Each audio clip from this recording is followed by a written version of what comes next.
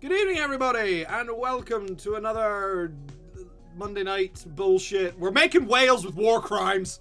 We're giving fish weapons of mass destruction. Whales and war crimes? Yes, whale crimes. Whale crimes. Crimes with whales. Whale crimes. We love it. Exactly. And if we want to, I would like to give this thing a bold petunias attack, but I think that's crossing too many intellectual property lines. Maybe. We can't have Douglas Adams and Yu-Gi-Oh mix. God knows what will happen. Oh, come on. That would be great. Well, no, it would be dreadful, but it would be great dreadful. I summon Marvin the Paranoid Android in attack mode. I was going to say, I play Depression. Life. Don't talk to me about life. Life points. Don't talk to me about life points. Took me a hot second. I am very tired, people, so there is a pint of iron brew in my hand. That's very fair. I've had a long day of traveling today. Yeah, have sympathy for him. Yes. Have sympathy for him. He is tired. I'm tired and just a bit. It's a bit mental. But yes, so was it last week or was it the week before? I don't fucking remember.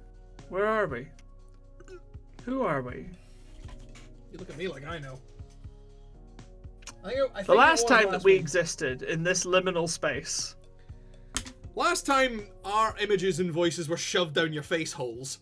Last time on Dystopian Reality. We did whales and war crimes. Last That time was in, we actually spend our free time doing this shit. We talked about this guy, the Fortress Whale,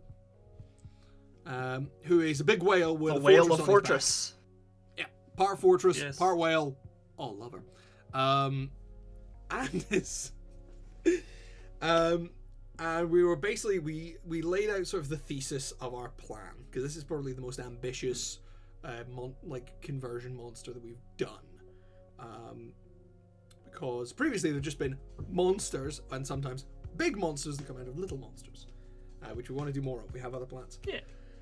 But this is the true triple threat. It is monster, dungeon, and, to be honest, adventure. All rolled into one. Absolutely. This is our module. This is our opus module. Funnily enough, this is Module even less opus? Module opus. This is even less publishable than the last thing you told me that I should write a module for.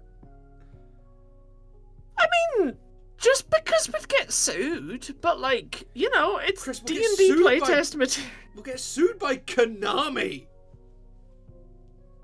Konami won't care. They'll just ask if they can make pachinko machines out of it. Jay, No. should we include a leisure facility within the Fortress Whale filled with pachinko machine? Only if that pachinko machine is a mimic that tries to kill you. One of them firing is. fucking. All of the rest of them though have a weird spell on them where you have to succeed in a Constitution saving throw or be charmed by the machine to play it for the next 20 minutes. Darling, at which point you have to keep doing the save. Darling, that's a wisdom saving throw. Constitution is to avoid starvation while you're playing it. No, it's well, I suppose you could do wisdom followed by Constitution. Yeah. I'm just thinking of pachinko parlors. I try not to.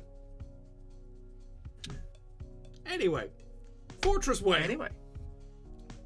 Last time we talked about the Fortress Whale as a creature, as this great behemoth leviathan that will storm in from the seas, bombard towns from far away, and send in its minions to collect the spoils and become this piratic fortress on the waves that will rule all.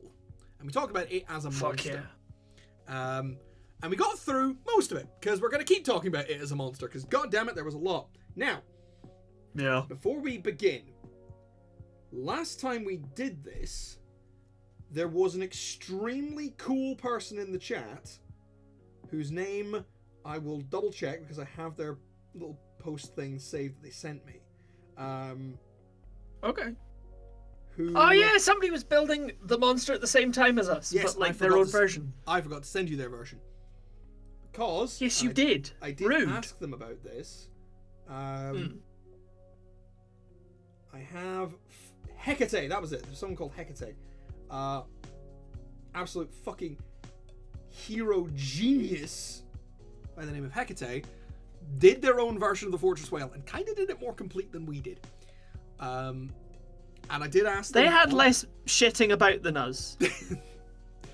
Yeah. Yeah, our problem is that we talk too much. Now, I don't think that everything they've done fits the version of the whale that we're going for. But there's some really cool shit in here, and I have their version of it. I have had their permission to steal bits off it. Well, that's good. I'm glad that you got permission first. So like so like any good game designer, I am going to cannibalize the shit out of someone else's work and make it into my own. Yes. I said that out loud. So what we have, because we were doing the whole kind of like power cores thing here, where if you knock out a core in the dungeon, the whale loses an ability. Yes. Which I think was I think that's really cool and we should do more of that. So yeah, we gave it, same thing, siege monster, legendary resistances, a specific thing that it said, a feature called Aquatic Fortress. Fortress Whale can carry up to 10 medium creatures on its back while swimming. Creatures riding it have 3/4 cover from attacks and spells. Now I think we could take that and like expand it a little bit, just be like, basically just put it in the stat block. There's a fucking dungeon in here. Yeah, like there needs to be... I suppose that's that kind of... Which we touched on a little bit last time, but didn't really delve into. Which is that there needs to be almost... I suppose almost two kind of ish versions of the stat block. One for when you're attacking the whale from the outside, and one from when you're in the fortress. Because we did a lot of stuff for like in the fortress.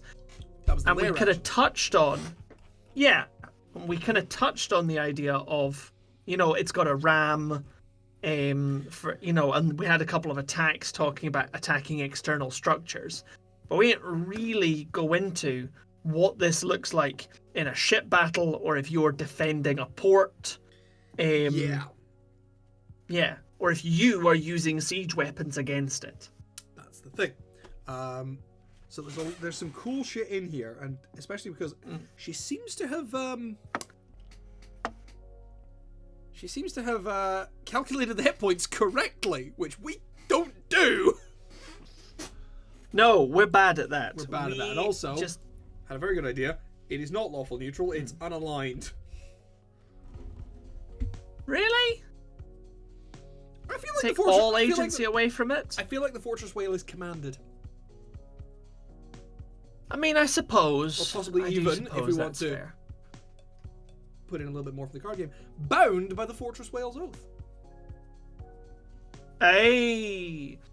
Then it would be lawful good. No, it wouldn't be lawful evil. Good. It would just be lawful something. Lawful fuck you. Lawful fuck you. That's why I went for lawful neutral. I was like, I think the Fortress Whale is commanded because I like having the idea of a commander of the fortress. Okay. And also, you don't turn into a pirate raiding behemoth by only having 8 intelligence. No. There's someone in charge here, and I think we might do some of that today. At the very least, pick some monsters. I've got 2 monsters lined up, which are going to kind of do as some basic shit. Okay. I have another couple of ideas for like monsters we can convert, but honestly, those are things I would suggest we just reskin other monsters for. Yeah. Because there's a couple of things in like the monster manuals of varying kinds that kind of fit what we're doing. Things like your Sahuagin hunters, your like higher level bullywugs, that kind of stuff, like more aquatic things that like, you could very easily take the level 2 normal sea serpent monster Atlantean pikeman and just give it the stats of a Sahuagin hunter or a champion. Welcome, Kelly Beebe. Welcome to essay finishing ASMR, where we destroy the world, but we do it beautifully. With fish!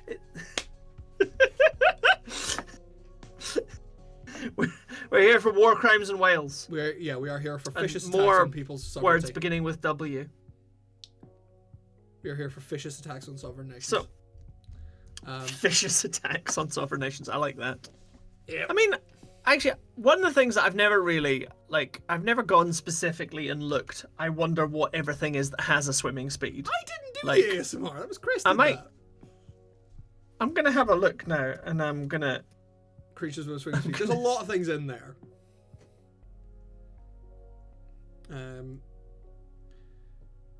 But yes, so what I'm thinking is we're gonna do the attacks for the Fortress Whale today, and then we're gonna do like a little bit of some of the minions. And I'm gonna maybe work off some of Hecate's stuff. And I have a couple of creatures lined up for the minions, namely 2 monsters that are associated with sort of the retrain of Fortress Whale, which we mentioned last time, which is Orca Mega Fortress of Darkness, which I refuse to use as the basis of this, if only because 1, Fortress Whale's kind of cooler aesthetically, and 2, I refuse to say the words Mega Orca Fortress of Darkness that many times in a Mega Orca Fortress. Orca Fortress. Well, they did do a Gorka third. Orca Fortress. So you can see here they did actually do a third retrain, which is called Citadel. Lorca Whale. the Gorka Orca Fortress. They did, Citadel Whale, which I don't know what it does, but I don't care. Fuck a Citadel Whale. It's a more recent card. Yu-Gi-Oh's done a lot of sort of taking its more classic cards and making modern versions of them. I mean, which is fine, but yeah, for dinosaurs like me, who stopped watching after 5 days, it gets very difficult to keep up. Yes. Now, I want to talk very briefly about Torpedo Fish, because it's really funny. Because the fish that's a torpedo? It's an incredibly shit card. It's not stunning, no. No. It's really funnily shit. Because I mean, okay. Torpedo Fish's ability is while the field spell card Umi is on the field, it is unaffected by spell cards, which includes Umi. I forgot about that. Which is, I think that's very funnily shit. That's pretty shit in a shit. very funny way. It is. I'll give you that. Yeah, basically these two are sort of this is the Cannonball Spear Shellfish. They're kind of mirrors of each other. Where one is unaffected by trap cards, the other is unaffected by spell cards. While this field spell is in effect, because it's all built around Umi, which is basically just the ocean. Because ocean. Absolutely. Yeah. Now there's a bunch of shit that is connected to Umi, and there's a bunch of like fish monsters, sea serpent monsters. I think like if I was going to take a couple of incredible ASMR. I know you yelled with fish. That's all right. Sorry, I was reading notes very late. Like I'm super good at this. Monsters I would probably take to sort of add to this are Atlantean Pikeman, who is just naturally because like that just is a Sahuagin. It just is. Yeah, archetypal small stabby fishman. Yeah, and then maybe for a sort of slight curveball and maybe like a more deadly option, Kaiser Seahorse. Kaiser Seahorse is class, yes. I think Kaiser Seahorse would be a good choice because, like, it's a fairly tough monster. And I think it'd be good for like an elite troop. Yeah. I'm not sure who the commander of the fortress would be. That's fair. So I'm thinking we do this in like in 4 tiers. You have your absolute, quite literal cannon fodder, which is your cannonball, spear, shellfish, and your torpedo fish. You have your foot soldiers, which is your Atlantean pikemen, your elite foot soldiers, which is your Kaiser Seahorse, and then the commander of the fortress. Yeah. That sounds like a very sensible combination. Especially since 2 of those we're not actually going to do. We're just going to reskin. Yes. I mean, currently I am going through monsters we can use who would be good. I'm reskinning people. Oh, also, sorry, just because I found Kuatoas. But we could have a little Roger the Cabin Boy type characters. Do you remember what Kuatoa can do? Sense perception, any creature within 30 feet, slippery, sunlight sensitivity, it's not in their bite, stat block. spear, net, reaction, No, it's sticky not in their stat shield. block. It's in their fucking lore. Kuatoas can manifest gods. Then no. Well then, absolutely, you should have like what's the shittest, weebliest, like, I know exactly who it is, Jay. Yeah. It's Gigabyte. Oh no. Then Gaga Gigo, then go Giga Gaga Gigo. Okay, in that case, that's what we're doing. Gigabyte is going to be an NPC. No. There's lots and lots of little shit monsters that run around and they can manifest God. Which is go Giga Gaga Gigo. So Which should more we have things the you can commander say fast. Should we have the commander be Go Giga Gaga Gigo? Or should we have it like evolve from Gigabyte into Gaga Gigo into Giga Gaga Gigo into Go Giga Gaga Gigo? I mean, I like that plan. I think that's great. Or we could just have that as like a separate plan later down the line. I think that's another thing we should do later. Yeah. I think that's too it's cool great. an idea to mesh into this. Fair. And admittedly, it would be ripping off my own idea where you have an NPC helper friend who turns out to be the bad guy. Yeah, I know. Player. Which is great. What? There's a question. What type of cards then would be commanders? I think probably some stronger fish or sea serpents. What about, do we want to stick to like fish and sea serpents? Or are we looking at things like... I mean... penguins? Are you thinking penguin knight? Or penguin soldier? Or emperor penguin? Is there an emperor penguin? No, what's the one that in OG Yu-Gi-Oh! Yeah, the Big Five. It might have been called Nightmare Penguin, I think. That was Nightmare Penguin. Which is like a 2-star monster, I think. Nightmare Penguin.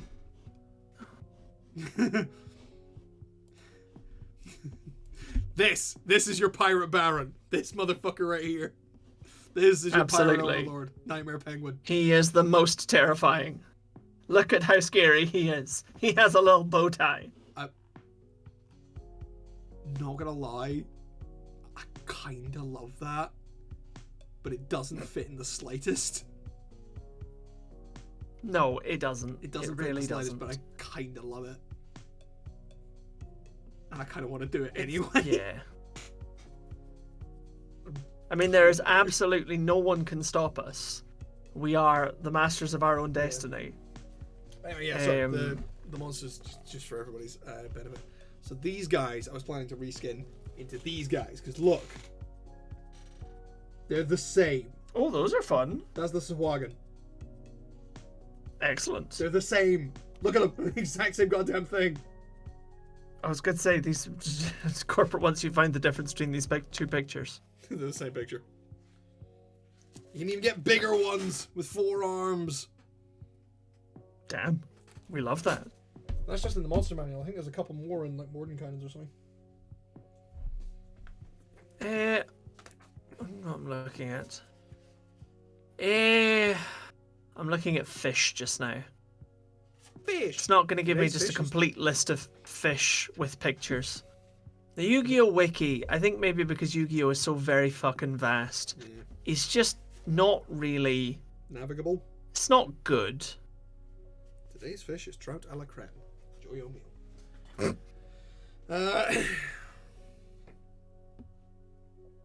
I mean, There's literally, too many to list. yeah, the closest I'm gonna get. Actually, you know what I'm gonna do? Because we're looking at sort of monsters. We're looking for sort of like a commander, a water thing. I am going to open up my totally legitimate copy of Yu-Gi-Oh! 5D's Over the Nexus. And I'm going to go fucking searching through the deck builder. For all the fishes and aqua monsters. That's a fucking good point. Because that's our attribute warrior monsters and see what I could find. Probably the best. Probably going to be the best list that we've got, honestly. Legit, yeah. I'm going to keep looking for things we can put in here. Marine We can always. There's all of the merfolk stat blocks. Oh god, yeah. Yeah. Pretty bang on. I mean, the legendary fisherman is the. Legendary fisherman is like that was the first one I thought of, but then I was like, doesn't really fit. No. Also, he has shagged the exact the ocean. problem. Also has the same Umi problem that torpedo fish has. Yeah, which is really funny. Which admittedly, especially because it's a fucking 5-star monster. It wouldn't benefit from Umi anyway. Yeah. He's a warrior. Because. Yeah. Okay, I'm not getting. But then the legendary ocean was invented. I'm not getting shit out of the. Yeah. Water attribute warriors. Well, I fucking tried. Yeah, no, most of it you're looking at. It and sort of make it symbolic. There's a card called Maiden of the Aqua. That's true. That could be fun. Yeah, who is Umi while she's on the field. Yeah. And that so you can have that. Idea. That might be good if we want to have like a caster who has like effects on their allies. I'm just thinking in terms of having a like as your commander, and what you could do is like her main strength is actually buffing the Fortress Whale. That's true. That could be you're cool. gonna, like your final fight is gonna be against the Fortress Whale. Yeah. Well, I suppose technically you're fighting the Fortress Whale the whole fucking time. Yeah, but and depending on how you ran it, you'd probably start fighting the whale and then fight other stuff. Fight the whale, get wrecked, sneak on board and fight other and disable it. Yeah. Right. I've gone through everything in the monster manual. Now we're on Mordenkainen. Yeah. Damn. Not a lot of creatures with swimming speeds in Mordenkainen's. No. I didn't like swimming things. Well, that's the thing is, swimming encounters are actually, because of the way D&D mechanics work, swimming encounters are really hard to do. Yeah. Like, undersea encounters are really hard to build. But also I've just found a Wastrolith, and that's cool as fuck. Sorry, what's that in? A Wastrolith. Okay? It's a swimming demon. Alright? Found in the waters of the abyss and other bodies of water contaminated by the plane's fell influence, Wastroliths establish themselves as lords of the deep and rule their dominions with cruelty. A Wastrolith contaminates the waters around it. Its noxious presence even affects nearby sources of water when the demon travels on land. Jesus Christ. Yeah. Isn't that fucking cool? That looks pretty vicious, yeah. Yeah. Well, that's Zuggotmoy. Also, it has, which is the weirdest thing, a spout of water that pulls you in, like an anti-Newtonian spout of water. The Wastrolith magically launches a spout of water at one creature it can see within 60 feet of it. The target must make a DC 17 strength save, and it has a disadvantage if it's underwater. And a failed save takes a bunch of acid damage and pulls 60 feet towards the Wastrolith. Yeah, this motherfucker. Oh, shit. This. Isn't that cool? Spiny, scaly motherfucker. Yeah, we could reskin that into something. Fuck yeah. Right, I think we need to focus. Gross. Yeah, I think we do need to focus because we've got our also weenies, the Demogorgon can swim. What? the Demogorgon can swim. Great. Because you've got our weenies, which are our cannonball, spear, shellfish, and our torpedo fish. Which... Yeah. Oh, I have, however, got exactly the thing for our reskin for Kaiser Seahorse. I was just going to go with a Swaggin Baron, but what you got? Page 203 in Mordenkainen's Water Elemental Myrmidon, and you'll know exactly why with the instant you see it. Yeah, no, that's a really good idea. Yeah, but again, look at it. Yeah, no, and then hold it up next to Kaiser Seahorse. And we're back to corporate asks you to find the difference between these pictures. This motherfucker here. Yeah. There is no difference. That's Kaiser Seahorse. Absolutely, yes, no. So yeah, Dungeon Masters, if you're watching and you want to run this mess, we will provide the stat blocks for the big things, but honestly, you can just take some of the shit from the books, because if you're homebrewing and you want to make things interesting for your players, the books are still a very good place to start, because there's a lot of really good shit in them. Cannibalize the fuck out of them. Because I've heard a lot of good things actually about the new Dungeon Master's Guide, about how it's set out and how it's a lot more like usable and readable. And I'm very much in favor of that, because the current one is not great. It's not great in terms of that. It's a cunt to find things. No. This is very true. It is a reference book a lot of the time. It needs a good index. Yeah. No, the index is not. Yeah, so that means we've got reskins for basically all of these. We just need to find our boss. Yes. Who you are looking at for us. I was looking for what Yu-Gi-Oh monster would fit that. Yes. Oh, I'm looking for the... You're looking at monsters. I found maybe some things... I found a good thing for a caster. A Marid, I thought would be a fun for a caster. Oh, they're... Wait, that's a genie. So they're in the monster the manual. Basically, yes. Yeah, because they've got the Tao is the Earth Genie, the Ifriti is the Flame Genie, and the Genie is the Wind one. Yeah.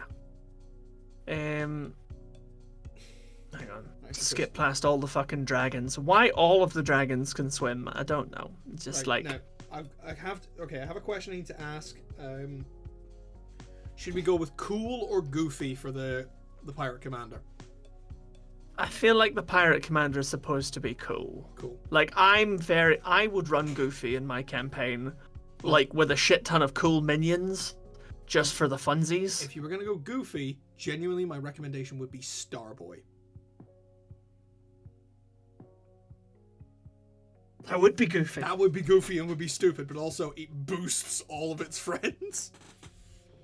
This is true. This is very true. Fishes. Bugger all is useful.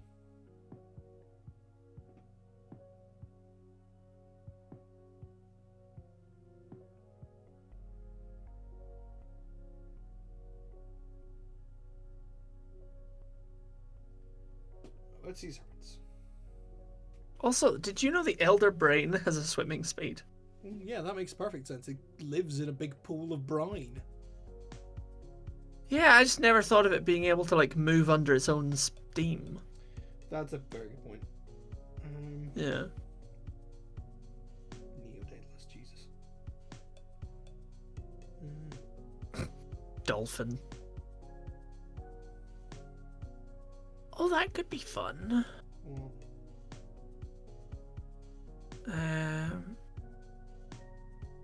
So, doesn't necessarily. Maybe not. Yuan-Ti Anathema. Oh, that could be an idea. You're looking. They start with because they start with a fear aura. You're looking at. Oh no. Right? I've looking at anything with a swimming speed, but I found a perfect helping people out caster, I think. Okay, because I think I found a good monster for it as well. Kraken Priest. Neo Aquamador. Could be good. So my caster things, I was looking at Marids because I thought they're super fun. Kraken Priest as a little like support caster, because they're a little CR5 dude who's got like one attack, well, kind of one big attack, and then a big frightening thing. But it's just like, that's kind of fun, and also, you know, because they're a priest, it seems like a kind of good mix. Well, they could do with having more support spells, but you could give them more support spells. Okay. I'm still. Alternatively, Merenoloths. Oh, oh my god, actually, yeah, no, a Merenoloth would be perfect. Yeah. Merenoloth would be perfect because they have like they do things when they're piloting Stuff. Yeah, no, a Merenoloth would be perfect. Yeah. A Merenoloth Aquamador. That is excellent. All right. I'm just gonna go for regular Aquamador rather than the Neo version. Which is this fair. mysterious masked fucker right here. We love a mysterious masked fucker. Yeah. So, for people tallying at home, we have Merenoloth, Water Elemental Myrmidon, Sahuagin, or Sahuagin Baron if you're wanting to amp things up. And then we're going to make stat blocks for these little... to be honest, actually, do you want to do Cannonball, Spearfell, Shellfish, and Torpedo Fish? Because I'm not sure I can be bothered. Might be asking a lot. Depends. We'll see how much still needs doing. To be honest, I might just make them myself off stream. It's just like, these are weenies that can throw themselves at you and die. Little weenies. Basically, I mean, you could just... Fish is if I'm going to do it. I'm here for Suicide Fish. Honestly, for the commander, I have yet to find a stat block I like for a commander as much as the Wastrelith. Just don't know if we want to do a CR13 for the commander. Yeah, let's do it, man. We're doing a fucking giga monstrosity as the whale. This is true. In fairness, this is not a low-level dungeon. Yeah, no, it's not. So what? Fuck, what would be a good monster? A good Yu-Gi-Oh monster. I'm gonna see if I can find something that's a fun dragon. It's a dragon type monster. That's good.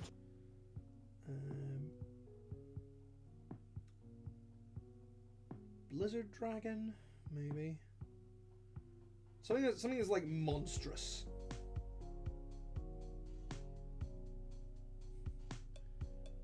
That's fair. Dragon of the Ice Barrier. I was wondering about the Ice Barrier's options, but they all frosty boys. Depends how frosty we want to be. Yeah.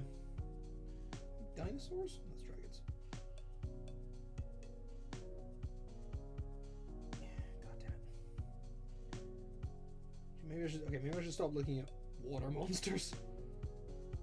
Yeah, look at aqua monsters. Look at them by type. Did aqua or fish or sea serpent. I did. I was looking at water versions of other monsters. Oh well. I think what I need to find is something that is poisonous and toxic. So I need to find, are there any wet zombies? There are not. There's one. There's Sacred Spirit of the Ice Barrier. Fuck that.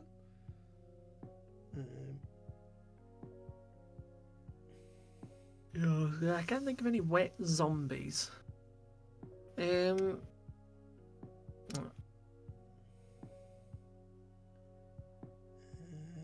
Pumpkin King of Ghosts?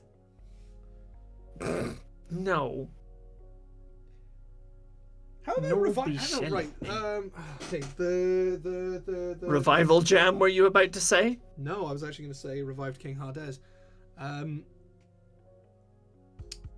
But like the Wastrelith is quite melee focused, isn't it? It's fairly melee focused. I mean, alternatively, if you were like, I don't want to do the poisoning the water type thing, then actually storm giants can swim. Oh fuck. So you could 100% do a lightning creature. What thunder monsters are there that are worth your fucking time? There are battery men. What thunder monsters are there? There aren't just battery men. Oh, actually, you need to look old school. Actually, yeah. No, here's an idea for a slightly lesser known one. For you, if you want to do storm giants. Yeah. Gem Knight Prism Aura.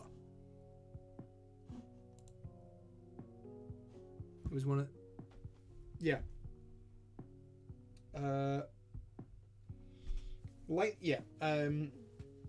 Earth attribute, thunder type monster, fusion of a Gem Knight and a thunder. Decent, half a decent tag. Shite defense. But looks the part and you like hit people with a lance instead of a big club. Absolutely. And you just, instead of calling it great sword attacks, call it lance attacks. So again, Storm Giant, CR 13, amphibious, innate spellcasting, detect magic, fifth fall, levitate, light, control weather, and water breathing are its spells. It gets multi-attack. It has a great sword attack. It has a big lightning bolt strike. And it has a kind of ranged attack. Zaborg the Thunder Monarch is also a solid option, to be fair. I think I'm actually more in favor. Of. Let's have a look. Let's have a look at Zaborg up close. Oh yeah, that's a lot more Storm Giant. I didn't realize Zaborg had an afro. Neither did I, to be fair. Learning new things all the time. Yeah, let's go with Zaborg the Thunder Monarch. Yeah. So, Storm Giant, or possibly the upgraded Storm Giant if you want to boost things. Because I know there's an upgraded, but I can't remember what it's called. Because each of the giants has like an upgraded form. I can find it for you, because I was looking at it earlier. No, fucking... I forgot what we made Aquamador. So we've got Aquamadors and Morenoloth. Kaiser Seahorse as a Water Elemental Myrmidon. Atlantean Pikeman as a Sahuagin. Yep. And then Suicide Weenies. So we have, like, these are the stat blocks you should see. I will be making notes of them in the Fortress Whale stat block, just so it makes everything easier. When I upload this... When I upload this, I will not be including pictures of the new things, but I will, because if you're playing this, you're at least if you're watching us, you're hopefully an adult. But you're playing this, you're at the very least a teenager, and you can use Google Images. Yeah. We can't do all the work for you. No, exactly. Can't even do any of the answer work. to your... I know, right? The answer to your Storm Giant question is Storm Giant Quintessent. Ooh, Quintessent. CR 16. Makes 2 attacks with a lightning sword or a wind javelin. So that's the fun thing, is it has lightning and wind attacks. That's fun. There's not enough wind stuff in D&D. Yeah, I mean, actually, to be fair, I think that lightning sword and wind javelins is again a little more Zaborg. Plus, I can't remember what CR Morenoloths are. Not high. Not high. I mean, I don't remember Morenoloth being particularly. Yeah, high. I mean, because like most of the other Yugoloths are. Oh yeah, CR 3. Yeah, but they do. But that's because they're in the monster manual. That's because they are Morenoloths are very situational. Yeah. Yeah, you go off page 311. Well, the water elementals CR 7. Yeah. And obviously, CR is not everything, but it kind of gives us a rough kind of bridge for where everybody sits. God damn it, it's not in it. Oh! Open to a random page, got the Kraken. How fortuitous. We love that. We love the Kraken. We do. What's Kraken? What's Kraken, Big Smackin'?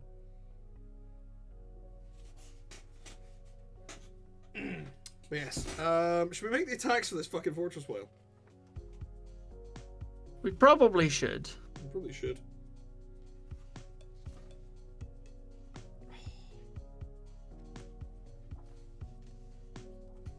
Star spawn. No, put the star spawn away. But they're fun! I don't give a fuck. You learned that they were scarier than they should be the last time that you looked at the star spawn, and we're currently fighting the star spawn in your campaign. I don't want you learning any more about them until you've finished using them against us. So, fun thing about Morenoloth that you might not have been able to find. Morenoloths have layer actions. That is fucking cool. Any ship a Morenoloth is contracted to captain becomes the creature's lair. So they do. And they have regional effects. They do. Ship regains hit points. Ship regains Strong hit winds points. Increases the ship's speed. And makes difficult terrain around the ship. Oh, that's excellent. Morenoloths are genuinely very dangerous when dealing with ship combat. Ship doesn't sink even if its hull is breached. Yep. Ship always stays on course. Creatures the Morenoloth chooses to take on the ship aren't discomforted by wind or weather. Those which means if you kill the Morenoloth, then while the Morenoloth is alive, everybody who's not the crew of the ship has difficult terrain. So as you kill the Morenoloth, the difficult terrain stops. That's a great area buff. Yeah, we're doing Morenoloths. Because Yeah. the thing about there should only be one on the ship. Let me be very clear. There should only be one, and the Fortress Whale's summon minions is not going to be able to summon more of them. No, it'll summon the Atlantean pikemen. They're the summonables. Everybody else is like, But Morenoloth is the navigators, the one at the wheel, the helmsman. This again adds to the purpose of the dungeon is to take apart the monster so that you can actually fight it. Yes.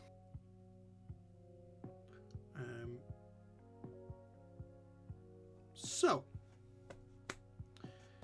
especially because the Morenoloth is able to heal it alongside the Fortress Whale's own regeneration that we gave it. Yes.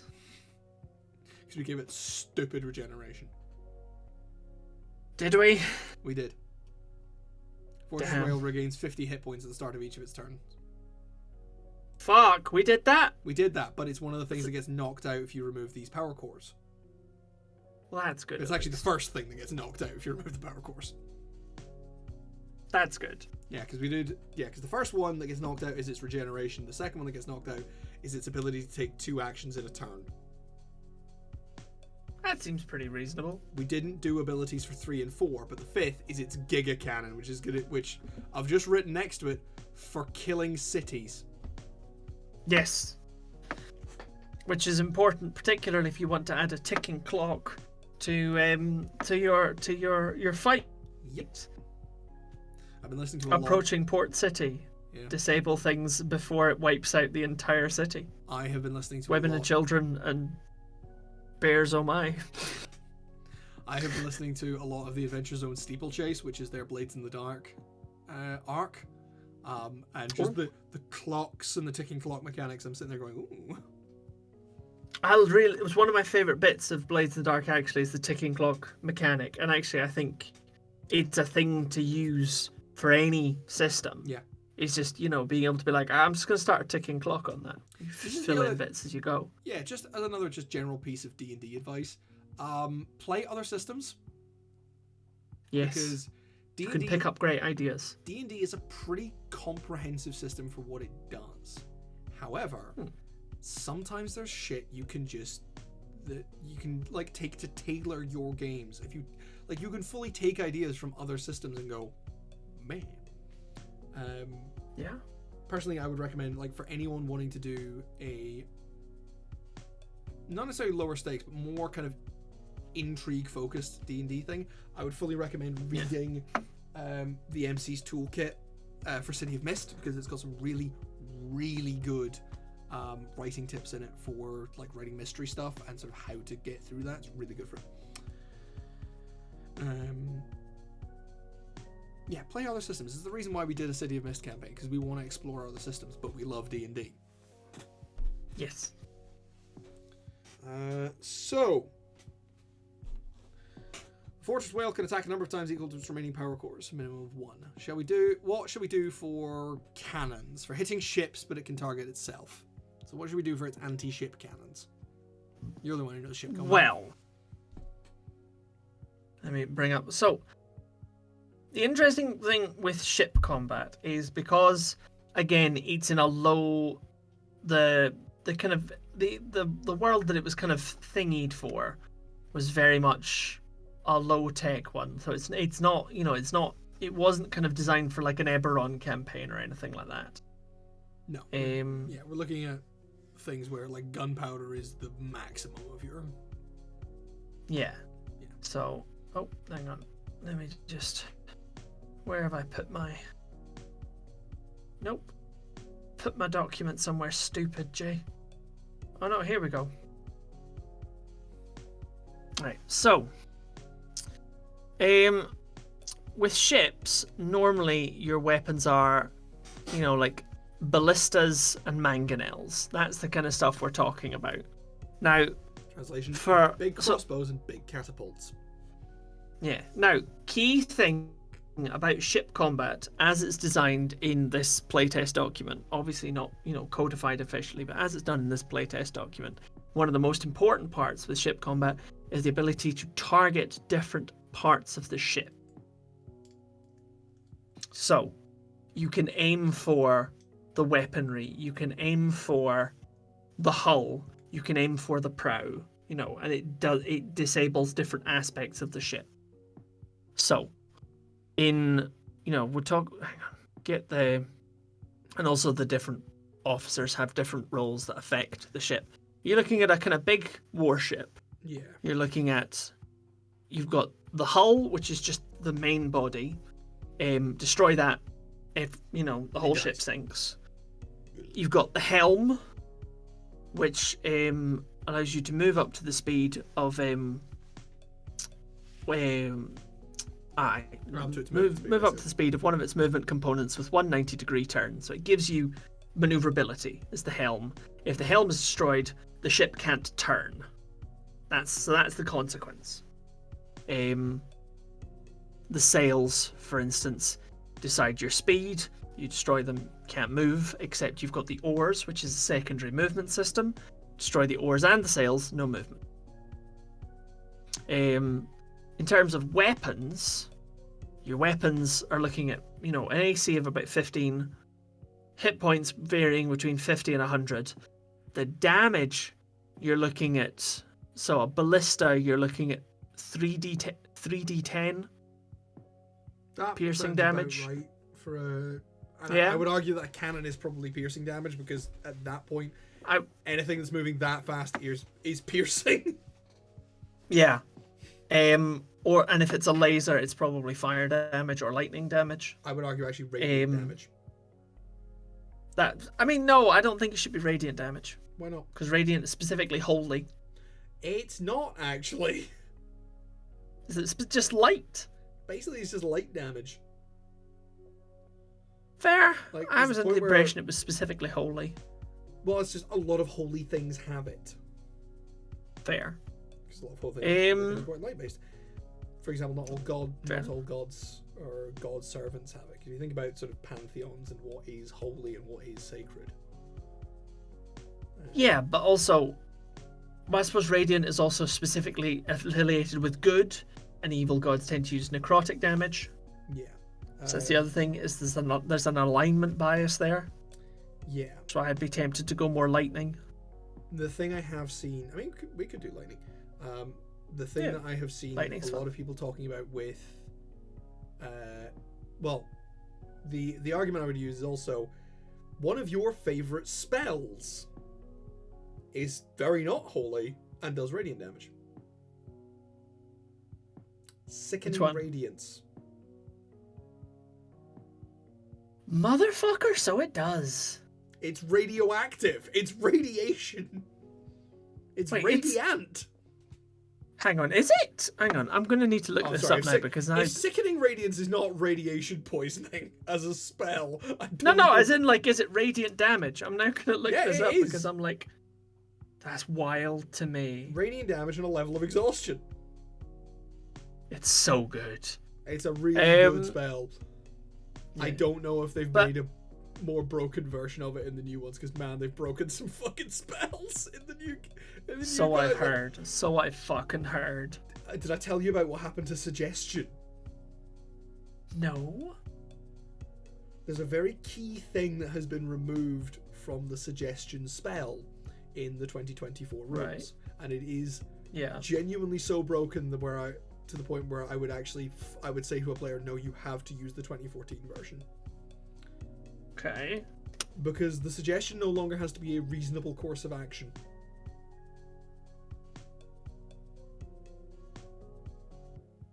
Okay. You can still no longer directly... What level spell is Suggestion? Second. Right. And Suggestion can be complex. It's not like Command. Command has to be one word. Suggestion can be a sentence. And Suggestion lasts for 8 hours. You can walk up to a nobleman, say, cast Suggestion on them. If they fail to save, tell them to take all of their clothes off, give you deed all of their property and money to you, and then go stand in traffic.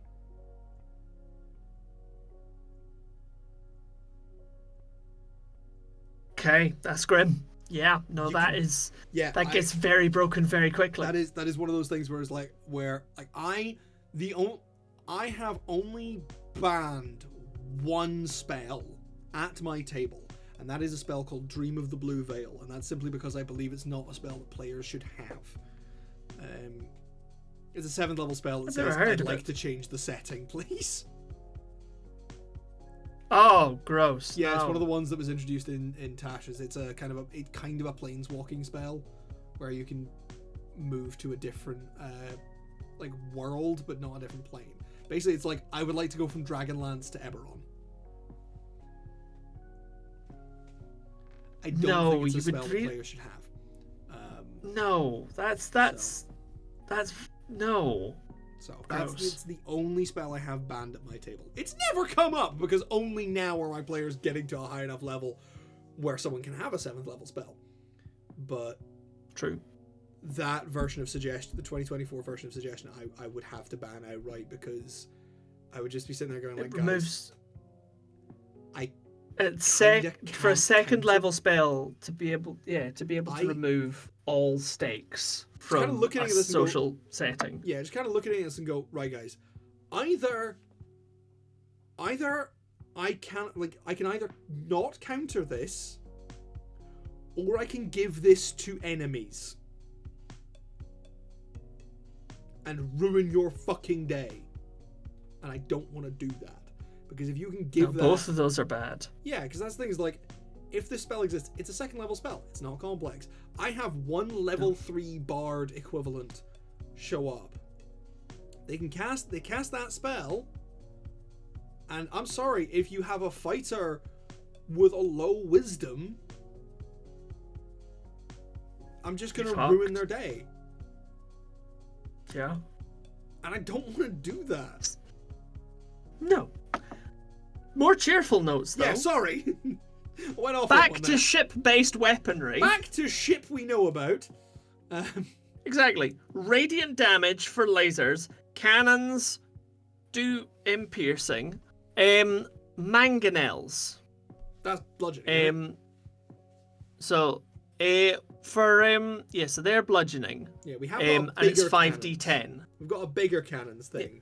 Let's just say, which I've just Yeah. said for really hitting ships. Yes, absolutely. But the other important thing Very is standard range. insight for when ship gets real. Yeah. So ballista's short range is 120 feet. Yep. And its long range is 480. Yep. Mangonel, your short range is 200 feet, and your long range is 800 feet. Nice. Yeah. So it's like that's Dungeon Master. Dungeon Master. Yes. Can I use the sharpshooter feat on siege weaponry? And eliminate the long range disadvantage. Dungeon Master, can I be a little shit? Can I be a little shit now and completely just body people at 800 feet with a mangonel?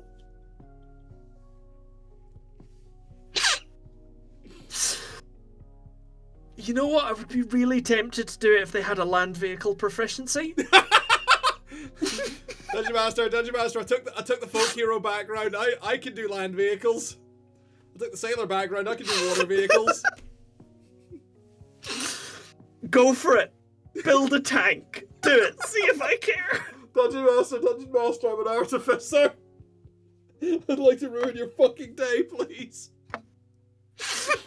Fine, your next enemy is underground.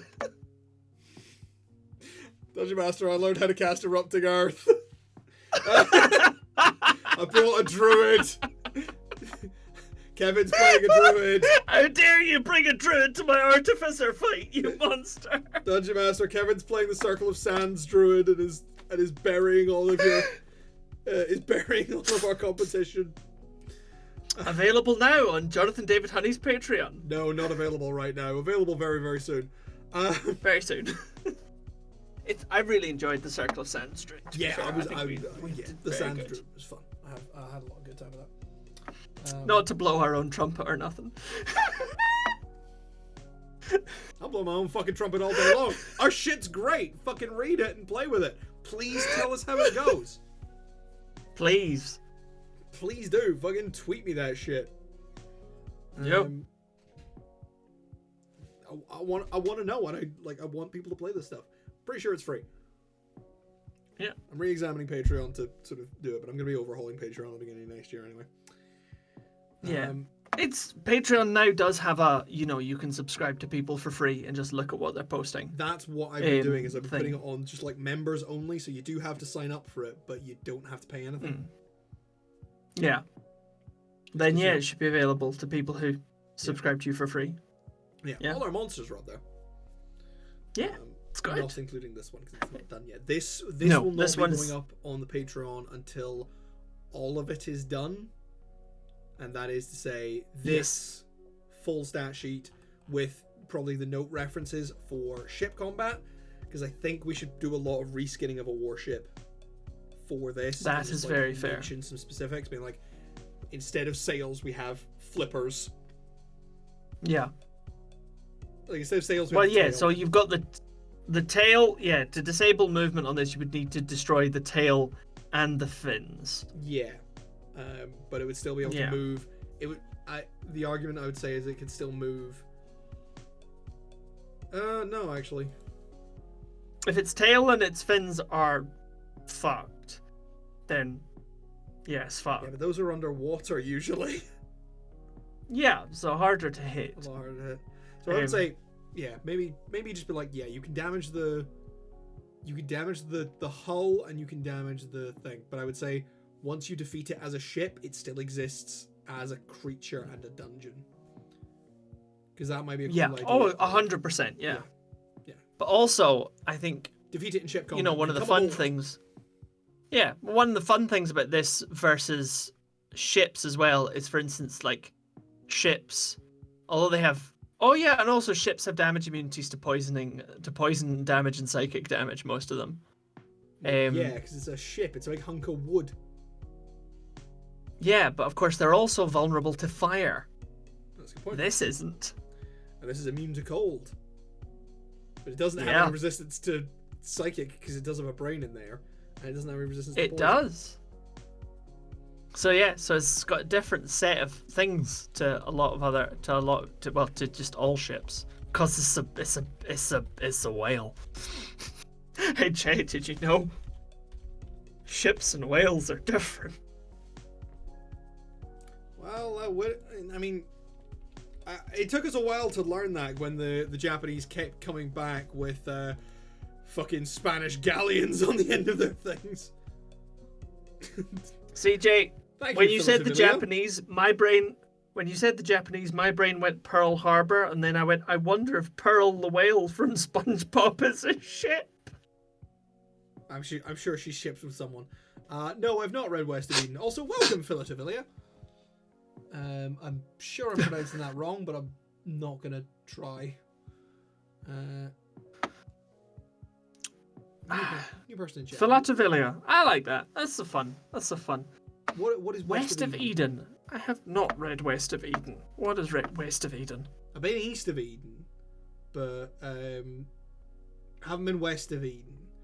Is there like a town rivalry that way? The East Eden and West Eden. Eden. That's just East Eden, pal. It's an East Whedon story.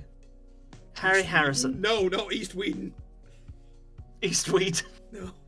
I don't even know Harry Harrison. I'm feeling like I'm letting the side down with my knowledge of authors. Yeah, sorry about It's that. because I've not.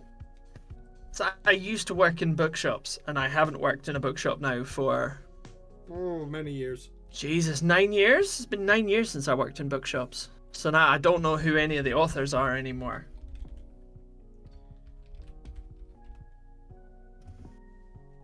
American science fiction author. Genetically modified whales are used as boats of technologically advanced lizard. I love it! Okay, that is sick as fuck. That is sick as fuck. You need to stop talking about this, Philadelphia, because if you keep talking about it, we're going to just make the entire stream talking about that premise. And we have a whale to get very sidetracked. We have a whale to weaponize. Jay, Yeah. Jay. No, because you're... Honestly, Harry Harrison has a series of books called The Stainless Steel Rat. Okay, I love that. Including such hits as The Stainless Steel Rat is Born, The Stainless Steel Rat Gets Drafted. Is this post-apocalyptic Biggles? Maybe or not, we're Chris, not sure. Yeah, I know, I see it. Oh. Appropriate though, because Let their me name is do Bass the Talent. actions. Why? Let me do the actions. I pressed the Bass thing. Talent. They're a very talented bass. And apparently fucking stupid bots. It's nice getting a bot Yeah, I from the know. chat every once in a while. It's been a little while, you know been a what? little It kind of, fills me with nostalgia. Cyberpunk, oh my god. I want to know more about this, and I'm going to... Okay. Yeah, Where's my... I know you do. Harry Harrison, you said, right? Harry Harrison. I thought I went Ray. You named Harry it Ray Harrison. Harryhausen. No, that's the animator. No, And yeah, this subject is of a Harry fucking- Harrison. And subject of a Hoosier song. Indeed. So Harry Harrison, American science fiction author from the 60s through to the 80s. Anyway, Damn. Oh no. He has a time travel book with a Viking on the front called the Technicolor Time Machine, and I love it. Okay, what's your... I'm waiting for Litivilia, what you got? Go on. Anyway, Litivilia, what we give got? us your best pitch. Come at us. Barnacled whales. Used as dreadnoughts. See, I think we're thinking too small. What we need are whales used as ballistic missiles. Whales fired from bigger whales. Give me my whales of mass destruction.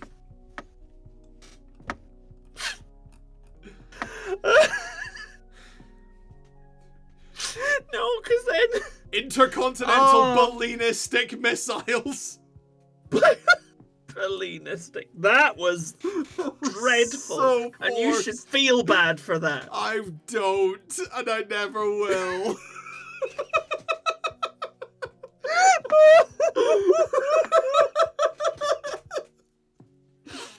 Oh, Christ.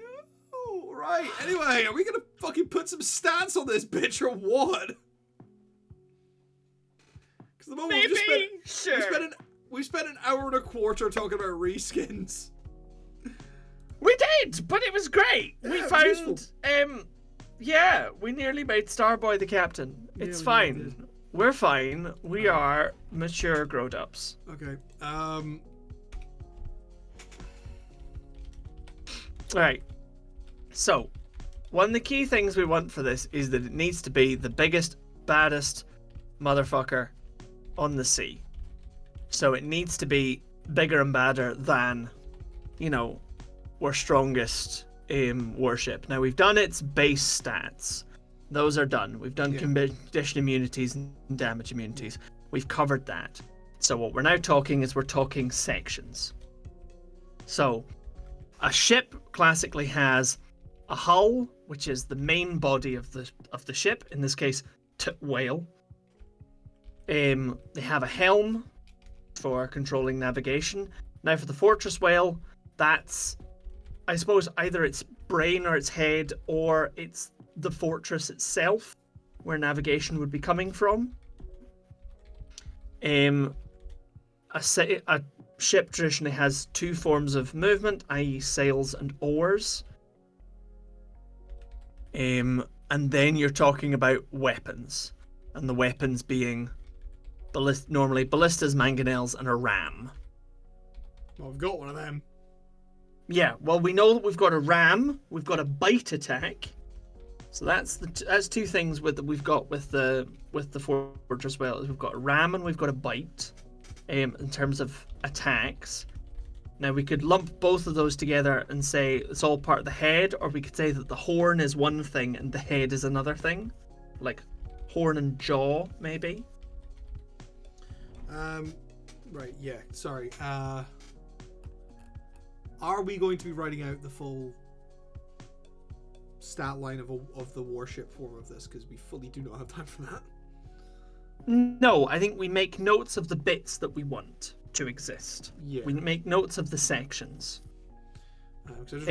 So that we know what can be done externally. We can then put armor classes, hit points, and descriptions of actions that they allow later. But yeah. I think if we say the horn is one thing, because you can snap the horn off, that seems a reasonable thing to be able to do. Yeah. We can talk about either the head or the mouth. I don't know which one you want to pick, which is tied to the bite attack. If you mention jaw, call it the jaw then. Yeah. If you talk about the jaws. Yeah, so the jaw is the bite attack. Whale lice keep whales healthy by eating dead skin. That's fair. We've kind of got. That do that. I know that. I know there are some fish that do that. Yeah, I mean we've got a bunch of different options for that in terms of different small creatures that we're reskinning from various D&D things. Yes. Lots of Sahwagons. Sahwagons. Hit your Sahwagon to this. Yeah. So horn, jaw, fins, and tail. Horn, jaw, fins, movement. tail, cannons. Yeah. So the weapons is the cannons, of different kinds. Then we've got the body of the whale, and do you want to make the fortress attackable? Yes. Yeah, because I feel like it needs to be, and then we're going to need to establish what differences damaging the fortress would make to the final combat. Sort of, it's a Yu-Gi-Oh monster that's like if you took an enormous narwhal and you built like a German anti-ship bunker, like the kind you get on the north. back of it. Yeah, basically.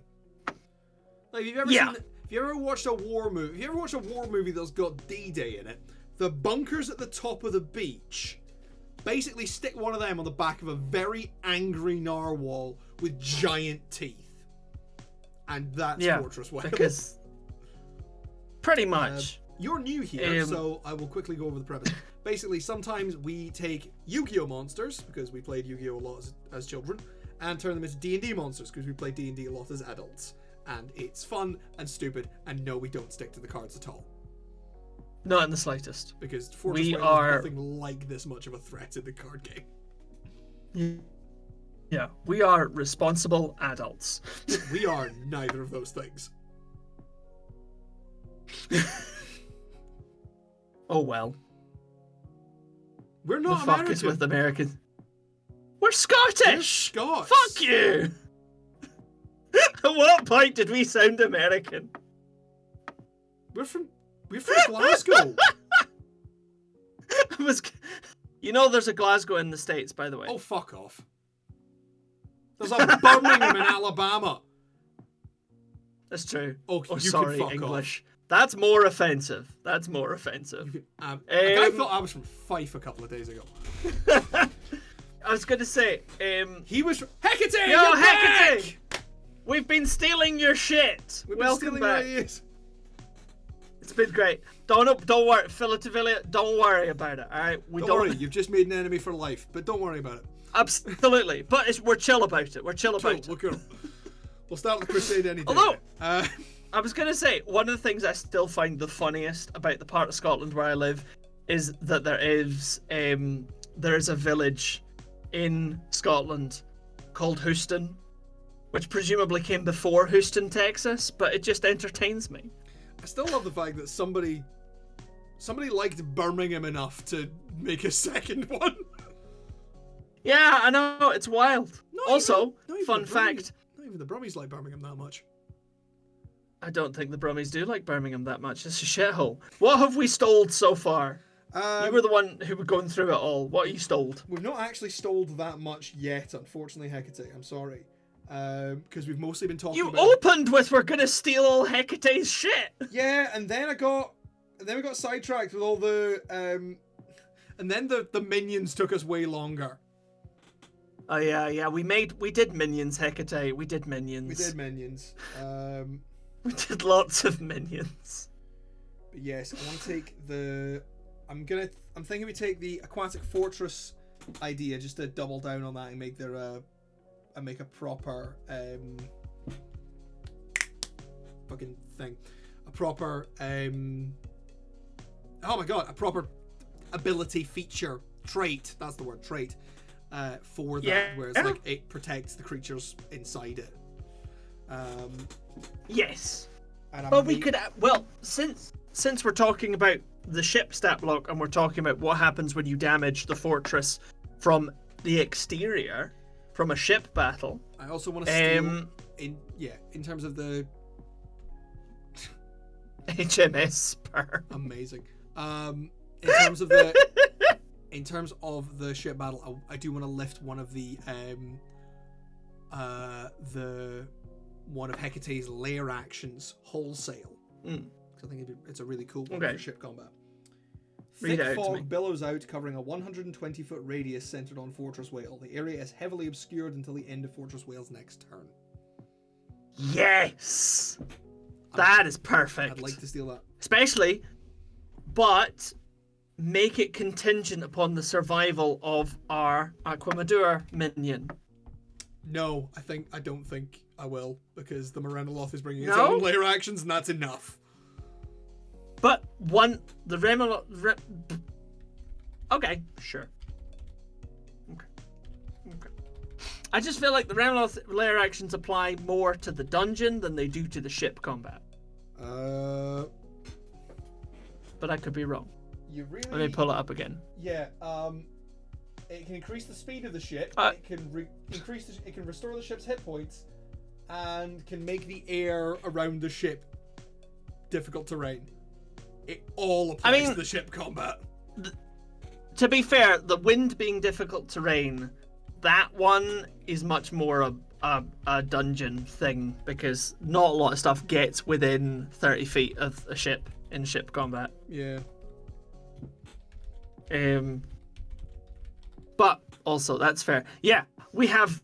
So, while Jonathan's looking at things, I'll catch the people up on our minions. So, we've got some Sahwagan, which I can never pronounce, Sahwagan, as Atlantean pikemen doing various things. Mostly for the minions, we just reskinned existing D&D monsters, because we didn't want to spend hundreds of time on it.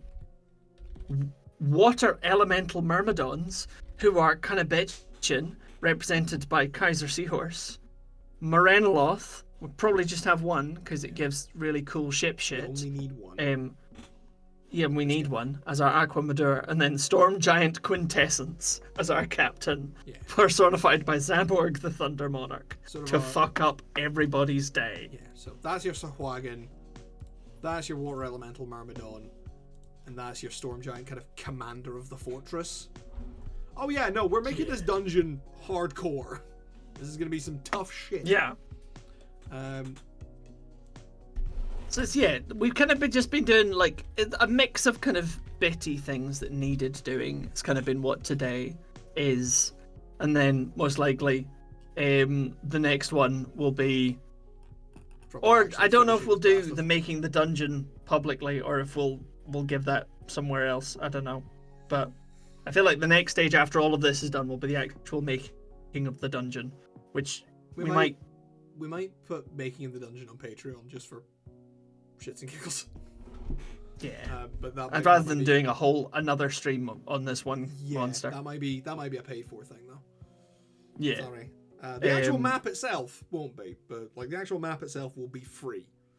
But building it might be Chris and I sit down for 2 or 3 hours and hash it out. And as a whole big thing. Shit. Pay to watch that. My God. But in terms, so at the moment we're focusing on like, because with the way ship combat sort of works, in that there is no real official thing on D&D 5e about ship combat. It's not really clear. They did some of it for Saltmarsh. They don't really properly thingy it anywhere else. I'm going off of an Unearthed Arcana, which is what I generally use for my ship combat, and I quite like. Yeah. And like the way that it's broken down is that ships have different sections that you target for different fights. Yeah, I know, innit? So we've kind of been breaking that down. So at the moment, for Fortress Whale, we've got its big ramming horn. We've got its jaws for its bite attack. We get fins and the tail for its kind of movement stuff. And we're kind of, then we've got the body, and then we've got the fortress. So we want to figure out if you are in a seaside town, or you are in a port city, or, you know, heaven forfend, you're in a warship and you meet this fucker in the sea. What happens if you do damage to the fortress? Yeah. What impact will that have on the dungeon later on, and the combat that we've already established last time? Quick sidebar, I have found the official rules for ship combat. Problem is, spaceships. Yeah, spaceships is fucking different. I know, but it has got a section for ship-to-ship combat and a fucking whale. Well, if that isn't just topical. I shouldn't have picked this up, because I haven't actually properly read this one through. Well, tell me about how giant space whale combat works, Jay. Please do. Spell jamming ships. Let's see, we've got ship-to-ship combat, starting distance. At the start of the engagement, the DM decides how far a ship is from its enemies. You've got three separate things. Initiative, moving and steering a ship, using spell jamming helms. Boarding, crashing. I love that they've got crashing. Excellent. Ship repairs, a setup for a potential ship, including a map. I was going to say that looks like faster than light. Looks like FTL. A little bit, yeah, a little bit. Couple of things with some weapons and an cool thing it's got here. Giant cannon. You need We love 4 giant crews cannon. to be able to Tell use us it. more. Takes 3 actions to load the enormous cannon and 1 action to fire it. Now, admittedly, I'm skimming this, but I read that as 3 players using their action. Fair. I think I would allow that if I were DMing that. +6 to hit. Short range of 600, long range of 2400. And does 16d10 of bludgeoning. We were so tempted, Filativilia, we were so tempted earlier to give our Fortress Whale just a random Petunia-based ability and not explain it. And then we were like, but then we would have to bring, like, Douglas Adams and Yu-Gi-Oh! Together, and that just seems like a terrible idea. I think it was Or the first even just joke I like made in the stream. we would have to maybe do what if Marvin appears in the middle of a combat and just makes everybody feel sad. Yeah, there's a load of fucking Spelljammer ships in here. Like, what if we had? Sorry, what's the name of the? That looks cool. the stat blocks Tell that are me not about- alloyed. Damn. Okay, so that is a That's going to whale. be relevant to something else. I mean, that's interesting though. Talking about, everyone told you look like. I have been told I look like Simon Pegg. Actually, young Simon Pegg, obviously, Well, actually- clearly. Well, Chris, how long's your hair at the moment? Is quite long. Yeah. Actually. I think this is the first time that you've got longer hair than I do. Yeah, I think I might do. Yeah, he which gets- is just like He gets Simon Pegg, I get David Foster Wallace. kick. Oh my god, this is a turtle ship. No, I need to stop reading this because I'm just going to get lost. Yes, you do, because you can get very distracted. But what you're talking about is interesting because with the ship stuff in the Unearthed Arcana stuff that was aimed at kind of Saltmarsh, it's different roles have different effects on the ship, but the ship itself has set actions. So, for instance, look, on its turn, a warship can move using its helm. It can also fire its ballistas and mangonels.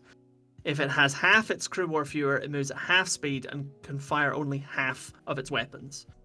And then each section has, mangonels. There are 2 mangonels, so you can fire with both. But each weapon only gets 1 action.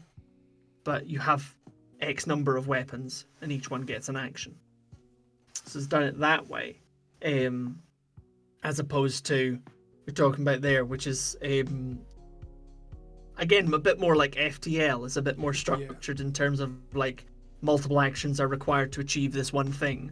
A bit more emphasis on the party doing particular actions rather than everybody kind of controlling this one beast. I think I think the difference is that I believe spelljamming ships tend to have smaller crews.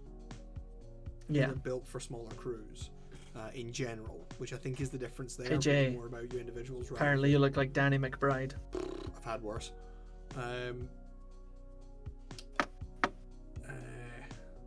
Because I can't bring down. Well, I suppose again, also like, as you were talking about, it kind of sounds like there's more boarding involved in that kind of thing.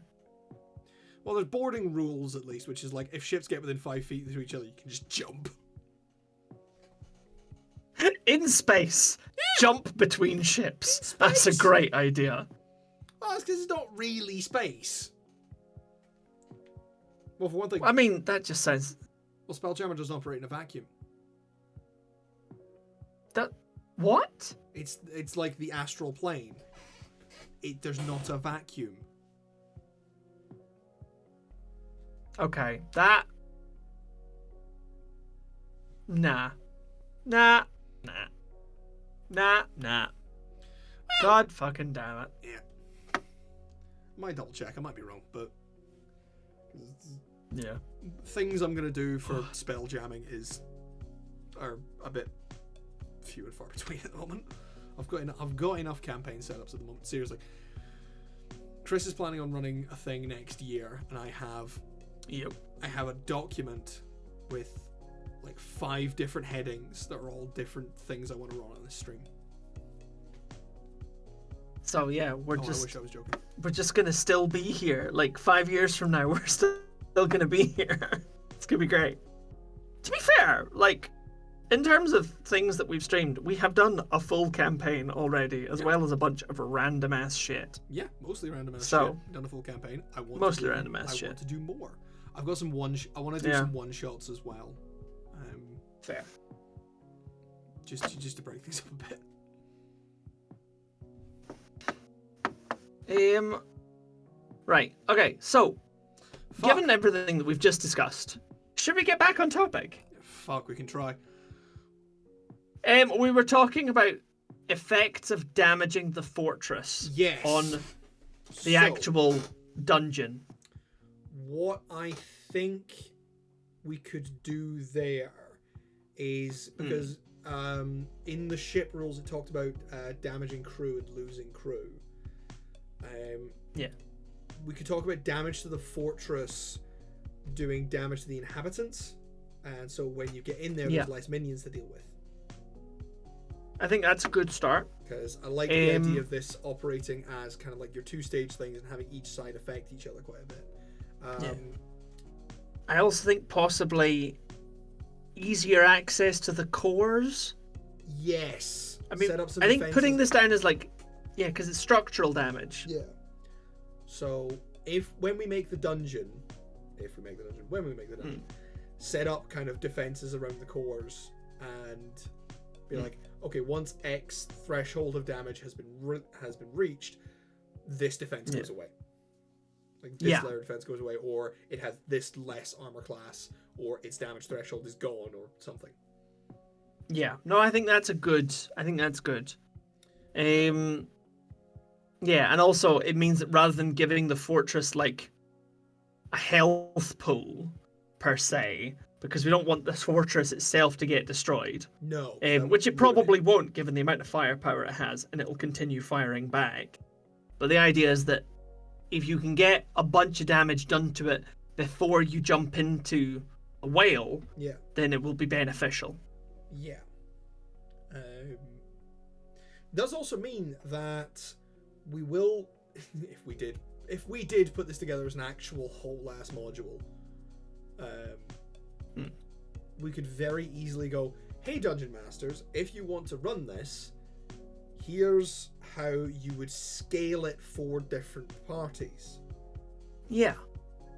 Just have the whale start at different levels of damage. Absolutely. That would be how you would and also, scale this. Because I like scalable adventures. I like scalable adventures. It makes things more accessible. It's more welcoming. Yeah, because sometimes you sit there and you're like, I've played so much like D&D between levels 1 and 7. I want to go in. I want to give my players a level 12 party and let them really like spread their wings. Yeah, you're like 12, 14, 17. Level 17 adventures are fucking crazy, and you've still got space to scale up. Yeah, I don't think we should. I don't want to build a dungeon in this content for 17th level adventures. No, but just as a general rule, those motherfuckers can cast. There needs to be more things for the higher levels. Those motherfuckers can cast Wish. Oh well. The way you deal with a 17th level adventurer is you surrender and find a god to pray to. You're the one who wants to get our campaign all the way up to level 20. Oh yeah, but that's because I have ideas. I have ideas and things that should not see the light of day.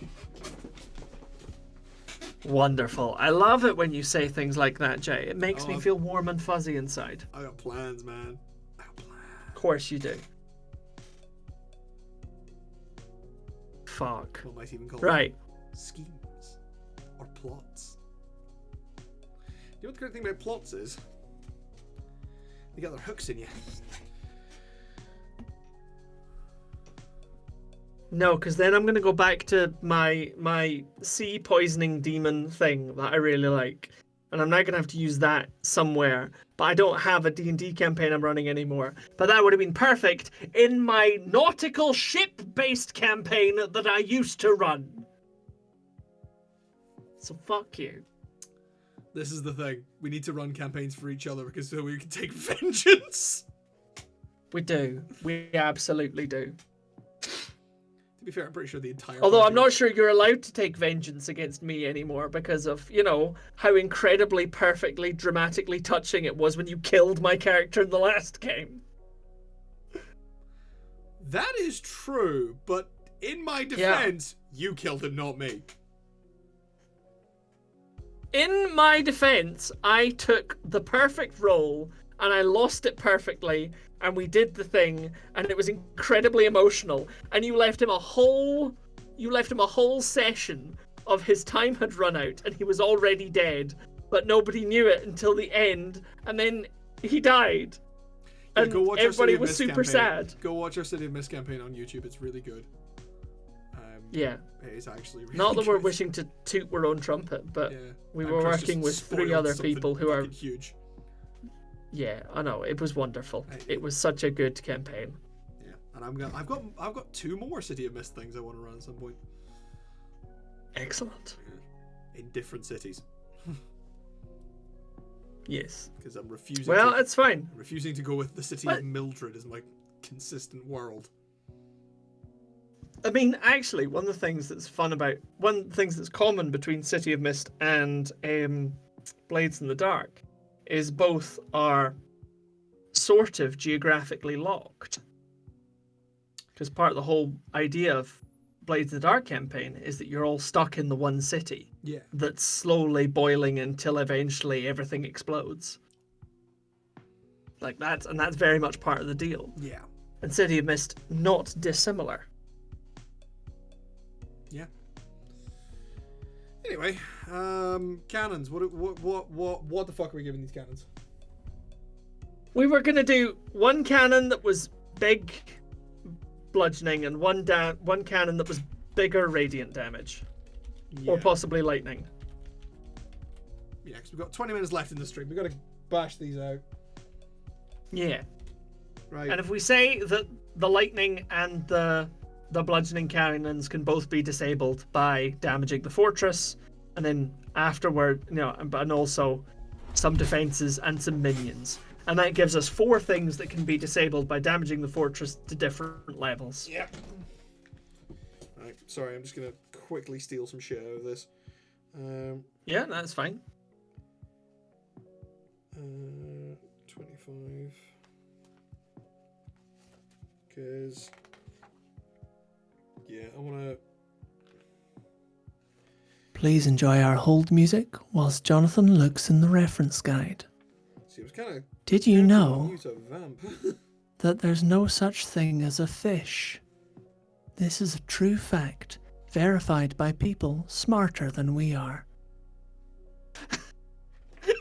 Fuck it, I'm gonna take the stats for a ballista and amp them up a little bit. I mean, that's fair. Yeah. I'm gonna Again, give it for... better to hit bonus. Aye. Because ballistas are a +6. I've got So down. I'm gonna give this a plus 8. Keep the same range though. 120, 480. Yeah, that makes sense.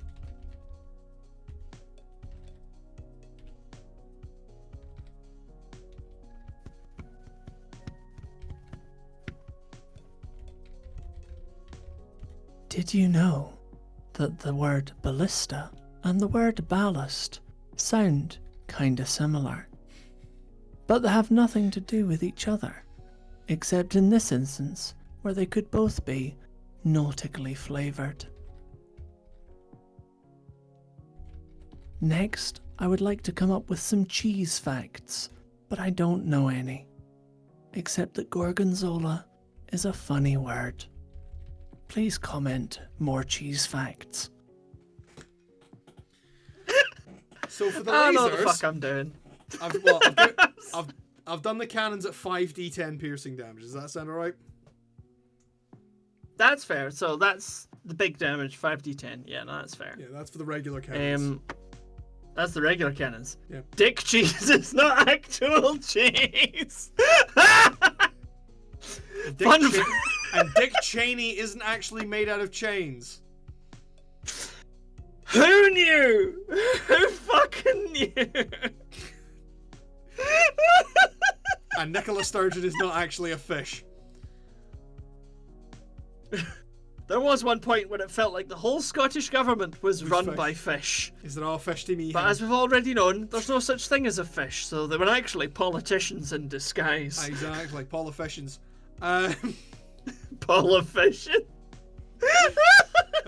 How has it taken me fucking 10 years of SNP government to make that joke? Politicians. Oh god. Right. I mean, I was gonna say that's who our commander should have been. It should have been Nicola Sturgeon. Or the But then if you resurrected went form of to- Alex Salmond. Or if you went to the Pacific Island, they'd be Polynesian politicians. Oh no. I watched Moana today. It's a good movie. I mean, it's good. Apparently there's going to be another one that's got even more sea in it. I've got no fucking faith in that. It's a Disney sequel. This could be so much ocean you wouldn't It's a believe. Disney sequel. They've Yeah. never been good. I mean, they have a very poor track record. But you know what? Lilo and I Stitch is the still... only one that had a good sequel. And a good TV series. Yes.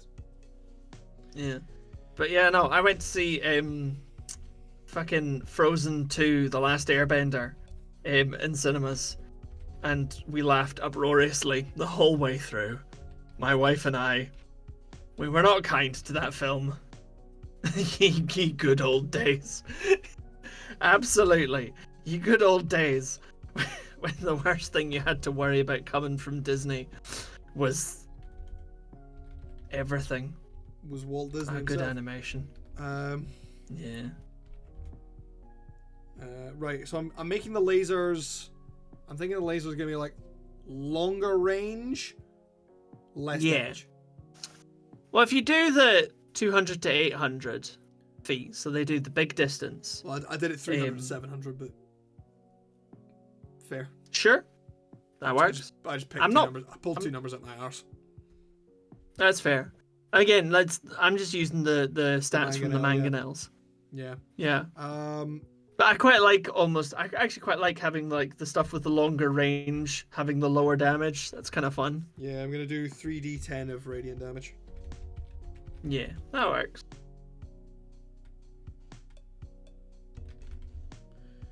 Bigger cannons. Right. Okay, we've got 15 minutes left. I want to do the. Should we do? There is a ram in here somewhere that I'm just gonna copy out of. But also, I want to do the Giga Cannon, and I want to make it ridiculous. You know what? That's very fair. I mean, the RAM on this, environmental hazards and so on. Ships in combat, full speed ahead, crashing. I've got a blunt ram here. Well, for ship ramming, they do it by size. So way to make a whale feel inadequate. Yeah. So basically, it's like so let me I'll read this out to you just so you kind of got a kind of understanding of what the normal. So, ship has advantage in all saving throws related to crashing when it crashes into a creature or object. Any damage it suffers from the crash is instead applied to the ram. These benefits do not apply if another vessel crashes into you. And then we have a crash table. Okay? Yeah, there's rules for crashing in here as well in the Spelljammer. Yeah, thing. when a I ship think they're a bit crashes, it nicer. must immediately make a DC 10 con save. On a failed save, it takes damage based on the size of the creature or object it crashed into. 4d10, 8d10, or 16d10. Yup, Gargantuan is 16d10. Okay, so it's stayed consistent across the two. So yeah, Well, no, I can't seem to find the saving throw in here. Oh, so in this, basically, everybody has to make the DC 10 con save for the ships. But if you're the one doing the ramming, you have advantage so long as your ram is intact. But the ram itself will also take damage. So the damage happens to the ram and not your hull. Yeah, And then obviously whatever you're ramming, big damage. Yeah, in the general crashing rules here, there's no saving throw. Everything just takes the damage. I mean, that makes more sense, I think, in Spelljammer. Yeah, and there's a whole thing about overlapping gravity, but that's fine. Yeah, no, so for the ship stuff is obviously slightly different. And for the ram weapon that's here, it's what it's done is it does 16 d10 bludgeoning damage, and then the ship takes half as much damage and comes to a dead stop whenever it hits something. Fair. And then it has a thing that happens if it misses the attack. Well, so slightly different on this then, which I think might be more applicable to the whale, which is failed save takes damage to its hull based on the size of the creature or object to crash into, shown on the crash table. Also stops moving if the object or creature is bigger than it, or one size smaller. Which means that if you hit something that's much smaller than you just go fucking through it. There is a scene in Pirates of the Caribbean where I believe a rowboat gets hit by a man of war. Yes. So that's the idea, is if you hit something small to large, you just crush it. Something huge, you probably slow down. Something gargantuan, you stop. Like an island. Yeah. Or a dragon turtle. Yeah. Smaller than dragon turtle, you probably go through the cunt. Otherwise the ship continues moving and the creature or object moves to the nearest unoccupied space that is not in the ship's path. At the DM's discretion, an object that is forced to move but is fixed in place is instead destroyed. So if you hit a wall and the wall ain't strong enough, you go through the fucker. Is one of the tactics going to be beaching this whale through a seawall and then firing the cannons into the town? Because that's fucking terrifying. I kind of love that though, and that would be a great intro to the dungeon, because then what you do is you're trying to run like a land party up to the whale whilst everyone else, the other people are distracting it with fire, and then they dive into the climb up the sides of the whale. I had a similar idea for a town stroke dungeon where basically what had happened was a fucking Tarrasque had come charging in hundreds of years ago, and this is where this just is where it had stopped, and the town is built under its bones. Which of course involves cool. Making the Tarrasque a lot as big as it should be. Yes, because the Tarrasque should be a titanic threat, whereas it's actually really deadly. Yeah. It's like this is why I prefer things like the Leviathan. Yeah. I'm like really fucking big monsters. Yeah, the Tarrasque does have specific dimensions. It's about 50 feet tall and 70 feet long, which in the grand scheme of these monsters is not huge. No. It's only 10 times the size of your average adventurer. Yeah. Which, that's big. It's big. Yeah. But you should feel like you're in Attack on Titan fighting that thing. You should feel like you're you should feel like you're trying to kill Godzilla with a toothpick. It should, and that should be a lot of fun. Because your toothpicks are real sharp. But of course, when you're talking about things that are fighting ships, everything has to scale up. Yes. And one of the joys of sea monsters is the sea is where all of the biggest shit lives. There is always a bigger fish. There's always a bigger fish. But yeah, I really like that idea of like the ship goes through the seawall, beaches itself, and I feel like we've come up with a lot of different ways to get into this dungeon. Like you could try and board it. The whale could eat your ship and swallow people, and then they climb up to get through to the dungeon. You could beach the whale and have people climb up into the fortress. It's a really There's loads of ways to do this. Yeah, it's a really versatile creature and eventually dungeon. So yeah, I like it. Because we're coming up on the end here. I've got 10 minutes left. If there are any dungeon masters still watching, please take this and do shit with it. Run this for your players when we put the map out, because we do make this stuff because it's fun. But also we want you to play it because we think it would be really rad, and we don't necessarily get the chance to play it ourselves. And it's just like, it's not. We don't necessarily want.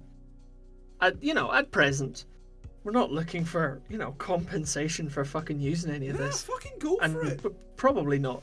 Yeah, we just and please tell us. Tag Jay on Twitter or Blue Sky or wherever people are these days.